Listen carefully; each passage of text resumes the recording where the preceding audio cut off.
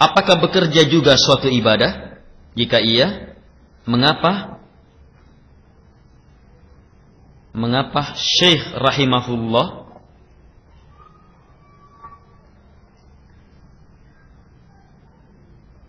tidak masuk dalam penjelasan makna ibadah? Mengapa apa?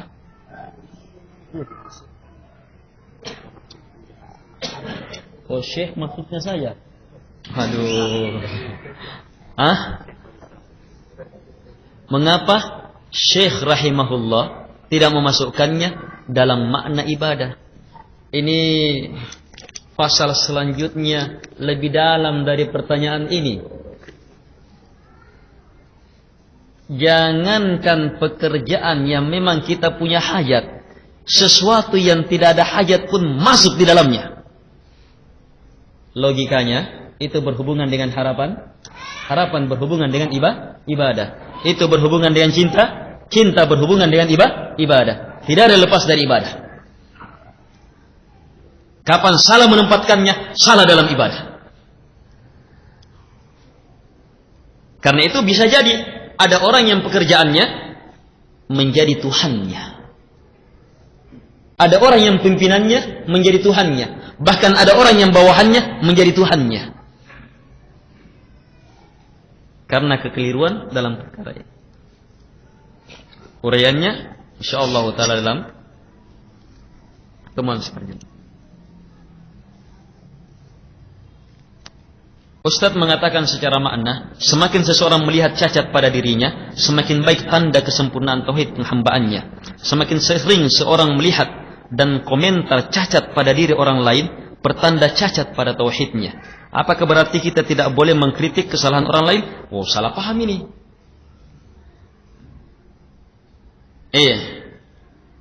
Ini semakin itu pertanda cacat pada tauhidnya ketika apa? Dia tidak mempunyai kemampuan untuk dirinya. Tauhid mengharuskan untuk melihat cacat. Itu harus, jalurnya harus ke situ. Kalau tidak ke situ, salah dalam bertauhid. Mana dalilnya? Fa'lam annahu la ilaha illallah, menyusul perintah kedua, wastaghfir lidambik walil mu'minina wal mu'minat wallahu ya'lamu mutaqallabakum wa mathwaakum. Allah berfirman dengan dua perintah. Dua perintah ini jangan pernah pisahkan setelah Allah menggabungkannya. Dan Allah mengurutkan yang pertama kemudian yang kedua, dan jangan pernah membolak-baliknya pula.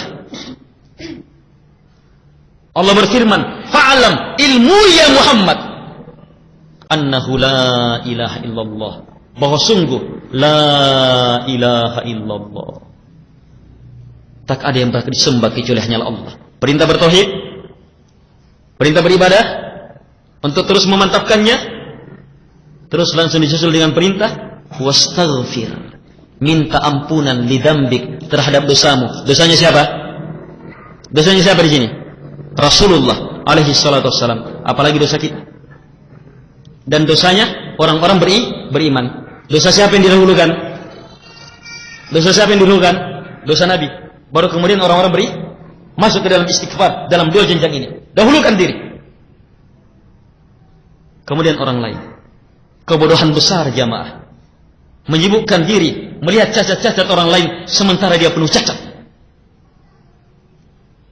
Ini orang yang tidak kasihan terhadap dirinya.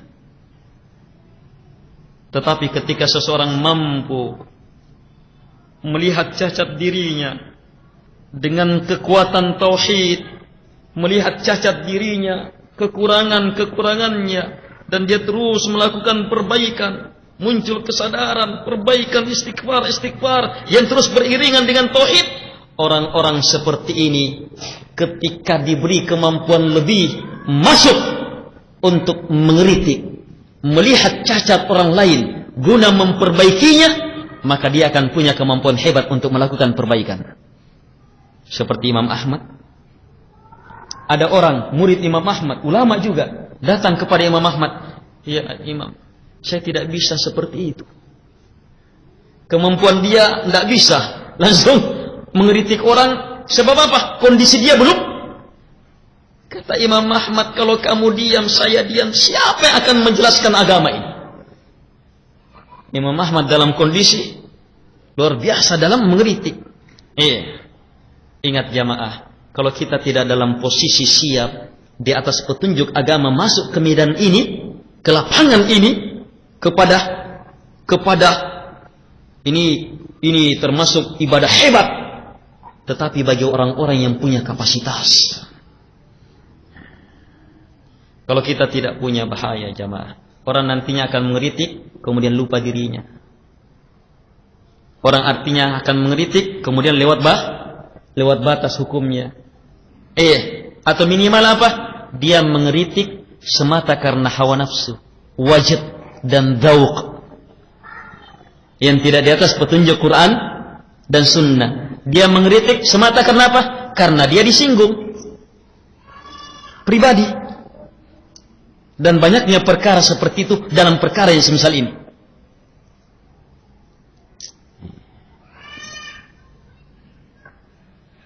Dia mengkritik bukan karena nasihat. Sementara syarat utama dalam mengkritik nasihat, ad-dinun nasihat. Agama itu nasihat. Ad-din pakai al. Khabarnya an-nasihat pakai al juga. Artinya apa? Ini menyatu. Hakikat agama adalah hakikat nasihat. Tidak ada satupun agama keluar dari kata nasihat. Apa itu nasihat? Kesempurnaan ikhlas, ketulusan, kejujuran, ta'anni, perlahan-lahan. Itu makna dari makna-makna nasihat. Ada orang memberi nasihat, mengkritik, awalnya ikhlas, ingin menasihati. Tetapi baru sekali penjelasannya pun kurang jelas, masih kabur, dan dia sudah menganggapnya, saya sudah nasihati. Dengan penuh nasihat. Tinggal memberi hukum dan menghajar. Kalau hajar berarti jenjangnya lain lagi. Kalau sudah hajar berarti apa? Itu masuk ke dalam hukum ahli bidah sudah. Atau yang semisal itu. Ini lain lagi hukumnya. Untuk masuk ke dalam jenjang ini, aturannya lebih dalam lagi. Aturannya lebih dalam lagi. Tinjauan masalah dan mafsadanya pun lebih luas lagi. Al-ikhwah rahimakumullah. Jelas ya? Jadi bukan artinya tidak boleh mengkritik.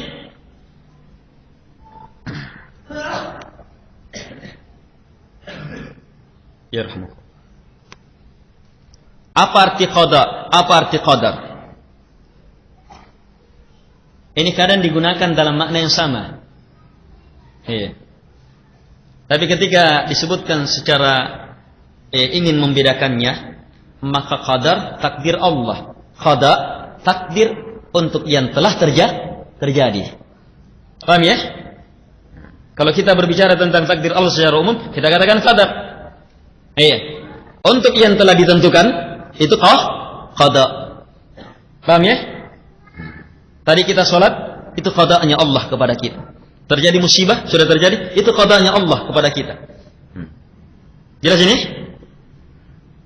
Serta bagaimana penggunaan istilah itu tadi, tolong dijelaskan karena tidak diterjemahkan ke dalam bahasa Indonesia. Kalau istilah itu bisa, tapi sudah ya, saya jelaskan sedikit. Barangkali dengan memahami perbedaannya sudah. Apakah iradah syar'iyyah berhubungan dengan hidayah dari Allah sehingga manusia bisa melakukannya?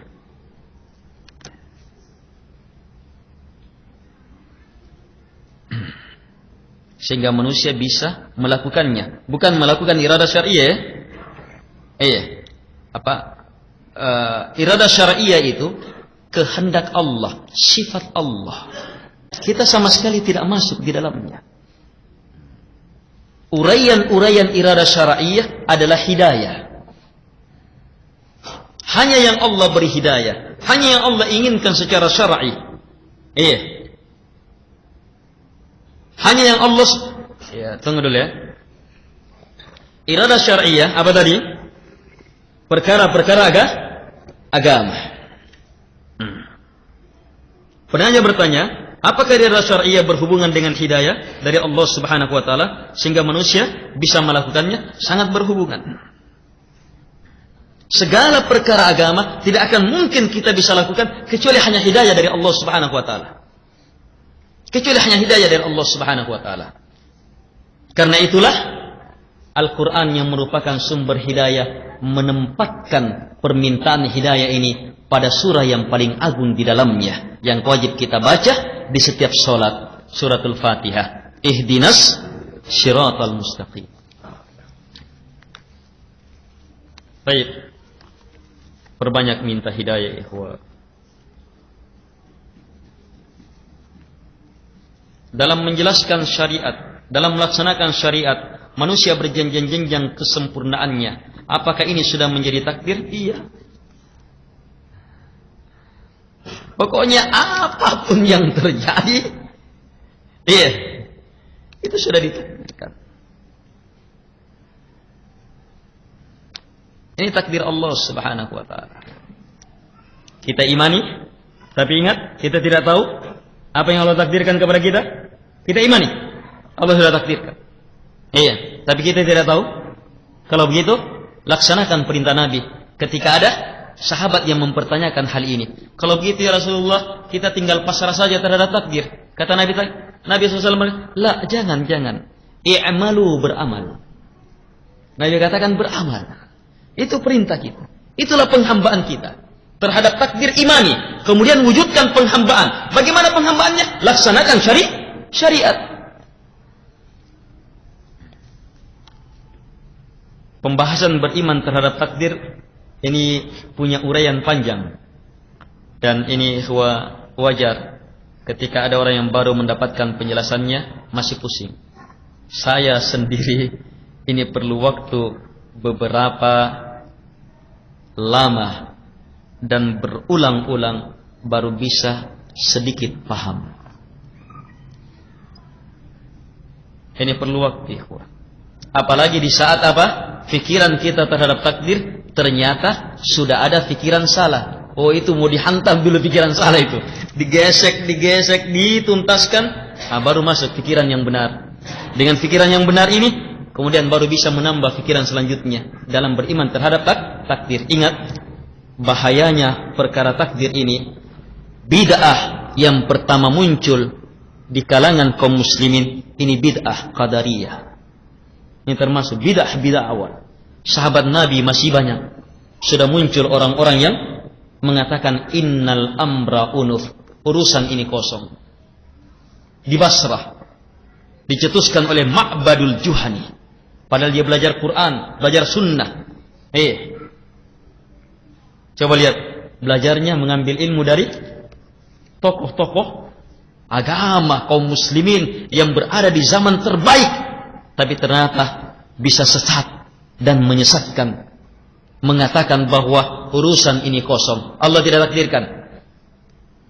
Kosong. Nanti telah terjadi, baru Allah tahu. Ini kekafiran jamaah.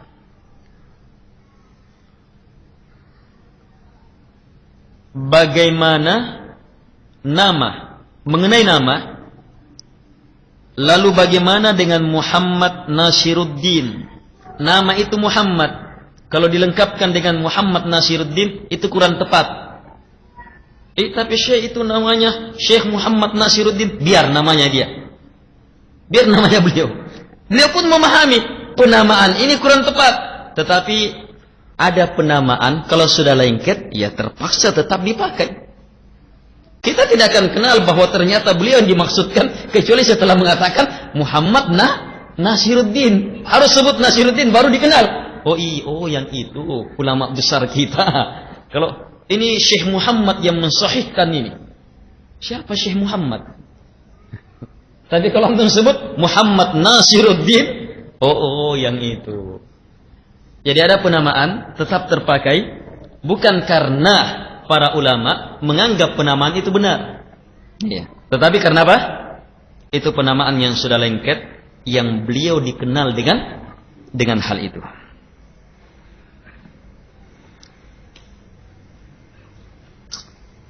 Sudah cukup ini. Tanyakan ke ustadz-ustadz yang lain. Bila ada perkataan yang benar datangnya dari Allah, bila ada yang salah datangnya dari saya atau syaitan. apakah kata yang salah datangnya dari saya atau syaitan bertentangan dengan iradah kauniyah? Dulu, cermati dulu.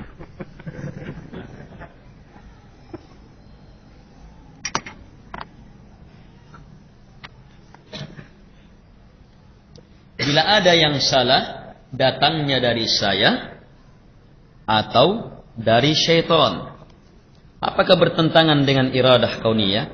Bertentangan tidaknya dengan iradah kauniyah ketika ingat, iradah kauniyah pasti terjadi.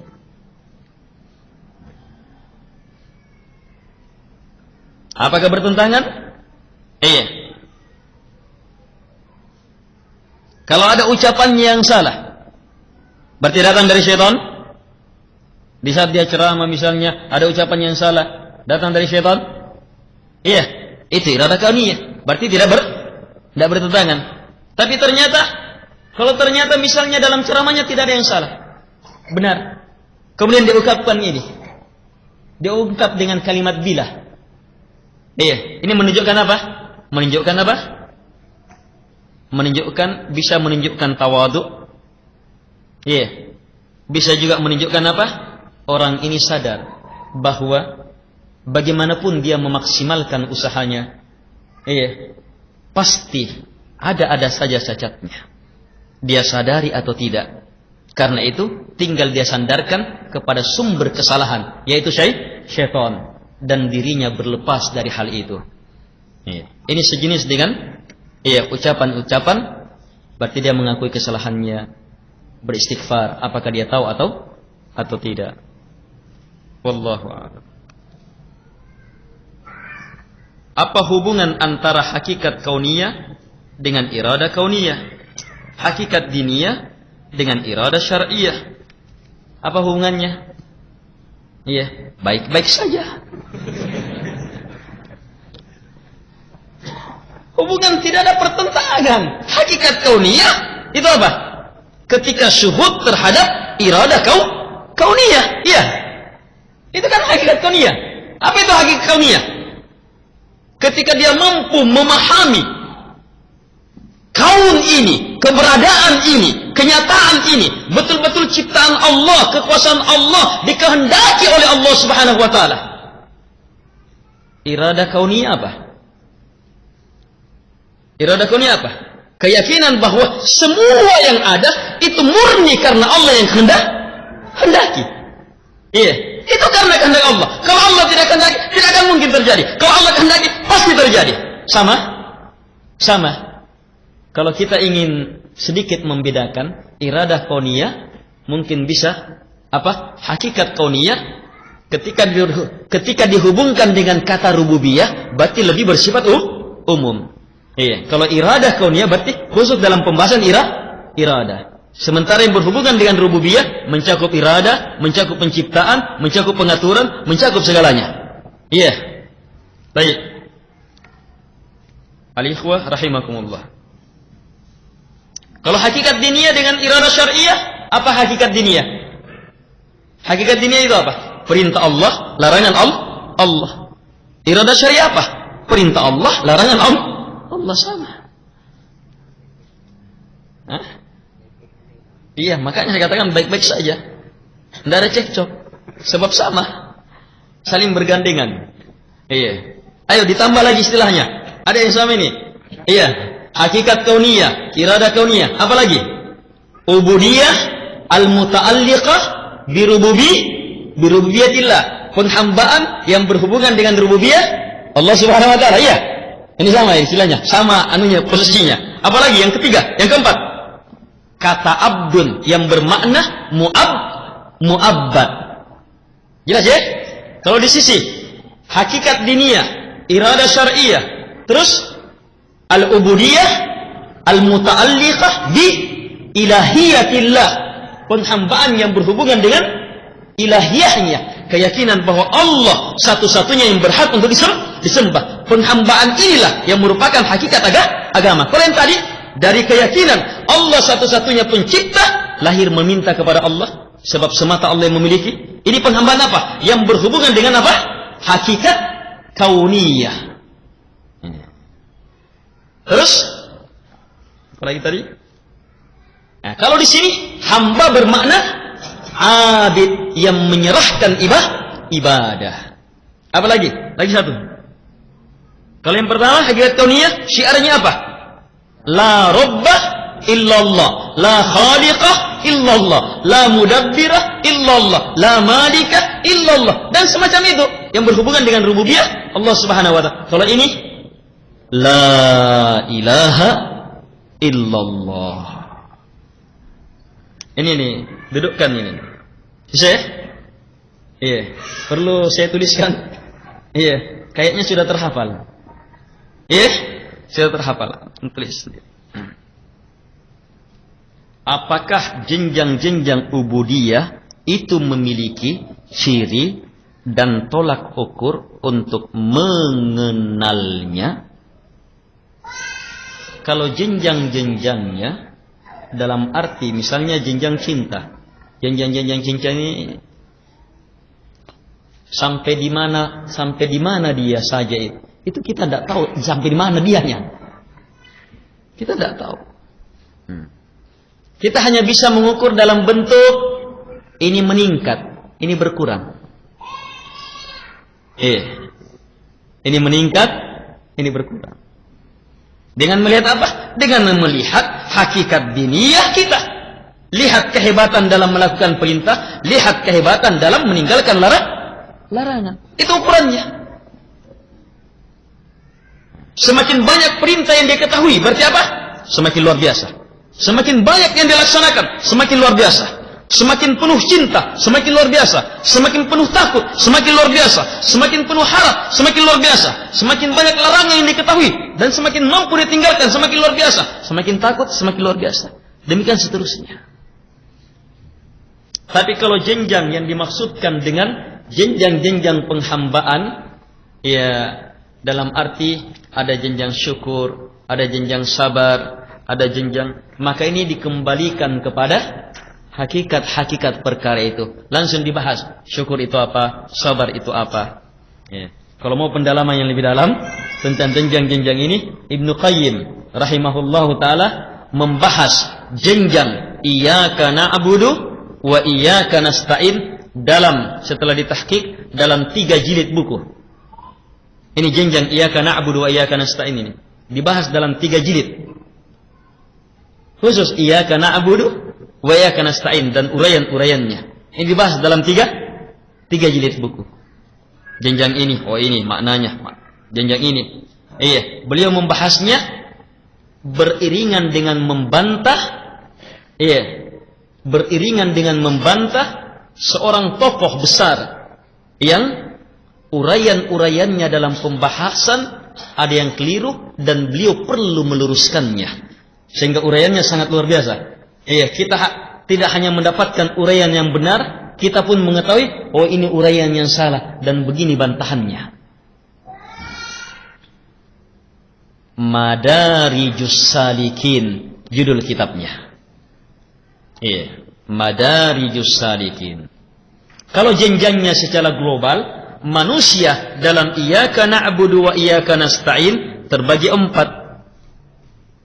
Ada manusia yang iyyaka na'budu saja, beribadah hanya kepada Allah, tetapi apa? Tidak wa iyyaka nasta'in, tidak meminta pertolongan kepada Allah Subhanahu wa taala. Ada? Ini manusia beribadah kepada Allah, ikhlas beribadah kepada Allah, masya Allah, luar biasa, semangat ibadah kepada Allah. Tetapi apa? Yang muncul ketakabburan, sebab tidak didasari oleh kekuatan, semata karena pertolongan Allah Subhanahu wa taala. Jenjang kedua, kelompok kedua, manusia minta pertolongan kepada Allah. Minta pertolongan kepada Allah Subhanahu wa taala. Dia sangat yakin hanya Allah yang bisa menolong, hanya Allah yang bisa menyelamatkan. Ini sebenarnya apa? Wujud hakikat kauniyah, penghambaan yang berhubungan dengan rububiyah. Tetapi apa? Dia tidak mendekatkan wa iyyaka na'budu. Dia tidak beribadah kepada Allah. Seperti contoh supir angkot. Iya. Oh mantap. Hanya Allah yang mengatur rezeki. Betul-betul segalanya. kita lancar, kita cepat-cepat. Kalau memang rezekinya seperti itu mau apa? Kita tinggal berdoa kepadanya. Tiba waktu azan, tetap lanjut. Tidak ada ibadah. Nah, yang ketiga, lebih sesat lagi. Tidak ada ibadah, tidak ada isti'anah. Sudah musyrik, takabbur lagi. Jenjang keempat, kelompok keempat, inilah jenjangnya orang muslim. Iya, yaitu apa? Yang beribadah kepada Allah dan beristi'anah kepadanya. Muslim ini berjenjang-jenjang. Jenjangnya secara umum adalah jenjang muslim, jenjang mukmin, dan jenjang muhsin. Seorang muslim beribadah kepada Allah dan minta pertolongan kepada Allah, tapi sebatas muslim, belum sampai mukmin. Seorang mukmin beribadah kepada Allah, minta pertolongan kepada Allah di atas nilai-nilai iman minimal yang 6. Mukmin dia. Seorang muhsin beribadah kepada Allah di atas prinsip an ta'budallah ka'annaka tarah fa illam takun tarah fa innahu yarak. Kamu beribadah kepada Allah seolah-olah kamu melihatnya. Jika tidak, yakin bahwa dia melihat kamu. Ini jenjang muhsin. Ini jenjang-jenjangnya. Kalau yang dimaksudkan dengan jenjang ini ada aturannya, batasannya. Baik, al-ikhwah rahimakumullah. Saya rasa cukup ikhwah. Semoga apa yang telah kita pelajari bersama ini menambah ilmu kita, mengukuhkan apa yang telah ada, dan semakin memberi kebaikan dalam hidup kita. Itu yang kita inginkan. Kita belajar untuk mengangkat kebodohan kita. Kita belajar agar supaya ilmu kita bisa menjadi amalan kita. Kita belajar agar supaya ilmu itu bermanfaat bagi kita. Kita belajar juga untuk mengangkat kebodohan orang lain. Niatkan itu dalam belajar kita. Sehingga kalau kita ditakdirkan meninggal, padahal masih dalam proses belajar, belum bisa menjadi sebab orang baik, sebab masih masih rendah ilmunya, tapi niatnya itu tertanam kuat, maka apa? Ditakdirkan meninggal, dia sudah termasuk orang-orang yang mendapatkan karena niatnya. Innamal a'malu binniyat wa innama likullin ri'in ma nawa. Kemudian hal kedua, saya ingatkan diri saya dan kepada ikhwah, jadilah orang-orang yang paling hebat memanfaatkan situasi dengan menggunakan kekuatan doa untuk diri kita dan mendoakan saudara kita dalam keadaan tidak diketahui. Saat-saat orang banyak berkumpul, sering-sering doakan sesama kita. Ya Allah, tambahkan ilmu kami ya Allah. Kalau ada yang mendapatkan tambahan ilmu dengan sebab doa kita, iya. Karena apa? Karena orang itu mempunyai sebab-sebab untuk lebih cepat ditambahkan ilmunya daripada kita. Maka jamaah, kita sudah mendapatkan kebaikan pula. Padahal dia duluan dah, kita juga dapat berimbas. Dan sebaik-baik mereka yang kita doakan, yang akan berimbas kebaikannya kepada kita adalah 1. Para penguasa, 2. Para ulama. Para penguasa, para ulama. Para penguasa, para ulama. Dan jangan lupa mendoakan mereka-mereka yang telah mendahului kita, terkhusus mereka-mereka menjadi panutan kaum muslimin, para sahabat Rasulullah alaihi salatu wassalam. Al-ikhwah rahimakumullah. Sekian, lebih dan kurangnya mohon dimaafkan. Semoga apa yang kita telah sampaikan betul-betul bisa menjadi perkara yang bermanfaat bagi kita. Subhanakallahumma bihamdik, asyhadu an la ilaha illa anta astaghfiruka wa atubu ilaik. Wa sallallahu ala Muhammad wa ala alihi wa sahbihi wa sallam tasliman katsira. Wa akhiru da'wana alhamdulillahi rabbil alamin. Wassalamu alaikum warahmatullahi wabarakatuh.